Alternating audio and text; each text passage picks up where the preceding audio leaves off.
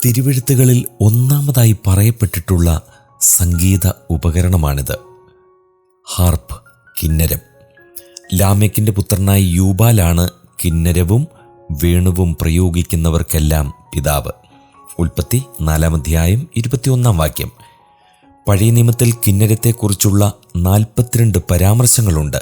കിന്നൂർ എന്ന എബ്രായ പേരിനെ കിതറ എന്നും അഥവാ ഒരിനം വിപഞ്ചി, ചുരുക്കമിടങ്ങളിൽ കിന്നൂറ അഥവാ കിന്നോരിൻ്റെ തൽസമയം എന്നും സെപ്റ്റുവജൻ്റിൽ പരിഭാഷപ്പെടുത്തിയിട്ടുണ്ട്. ലത്തീനിലും കിതറ എന്ന പരിഭാഷയാണ് അധികവും. ഇതിൽ നിന്നും കിന്നരം ഒരിനം വിപഞ്ചിയാണെന്ന് ഉറപ്പിച്ചു പറയാം. ഉൽപ്പത്തി 31:27 വീണ എന്ന് തർജ്ജിമ ചെയ്തിരിക്കുന്നത് കിന്നോർ എന്ന പദത്തെയാണ്. തന്ത്രികളുള്ള സംഗീത ഉപകരണമാണ് കിന്നരം. എന്നാൽ സാരംഗിയെപ്പോലെ പ്രതിധ്വനി പുറപ്പെടുവിക്കുന്ന ഭാഗം ഇല്ല. കിന്നരത്തിൻ്റെ ആകൃതി ചതുരമോ ത്രികോണമോ എന്നത് വ്യക്തമല്ല.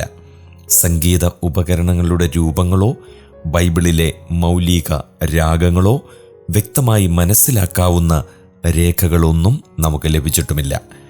മരം ഉപയോഗിച്ചിട്ടാണ് കിന്നരം നിർമ്മിച്ചിരുന്നത്.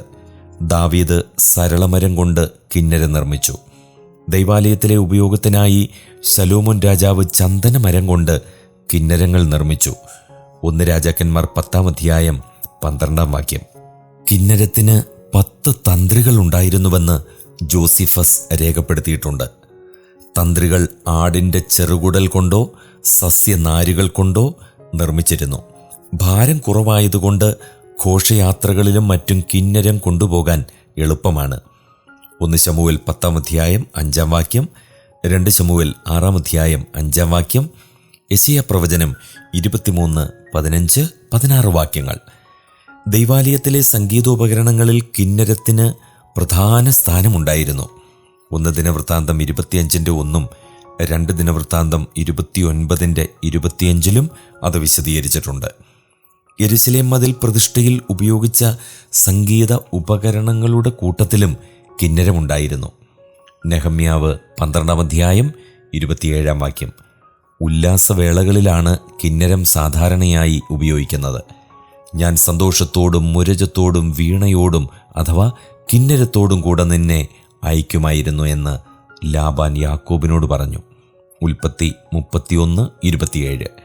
ബാബേൽ പ്രവാസികളായിരുന്ന യഹൂദന്മാർ കിന്നരങ്ങളെ അരളിവൃക്ഷങ്ങളിൽ തൂക്കിയിട്ടു. ഞങ്ങൾ യഹോവയുടെ ഗീതം അന്യദേശത്ത് പാടുന്നതെങ്ങനെ? അവർ ചോദിച്ച ചോദ്യമാണ്. സങ്കീർത്തനം 137 1-4. തങ്ങളുടെ പാപത്തിൽ നിന്ന് മനം തിരിഞ്ഞില്ലെങ്കിൽ ആനന്ദത്തിൻ്റെയും സന്തോഷത്തിൻ്റെയും അടയാളമായ കിന്നരനാദം നശിപ്പിക്കുമെന്ന് പ്രവാചകന്മാർ ജനത്തിന് മുന്നറിയിപ്പ് നൽകി. യെശയ്യാ പ്രവചനം 24:8. ദാവീദ് കിന്നര വായനയിൽ നിപുണനായിരുന്നു. ശൗൽ രാജാവിൽ നിന്നും ദുരാത്മാവ് വിട്ടുമാറുന്നതിന് ദാവീദ് കിന്നരം വായിച്ചിരുന്നു. ദൈവത്തിൻ്റെ പക്കൽ നിന്ന് ദുരാത്മാവ് ശൗലിന്മേൽ വരുമ്പോൾ ദാവീദ് കിന്നരമെടുത്ത് വായിക്കും. ശൗലിന് ആശ്വാസവും സുഖവും ഉണ്ടാകും. ദുരാത്മാവ് അവനെ വിട്ടുമാറും.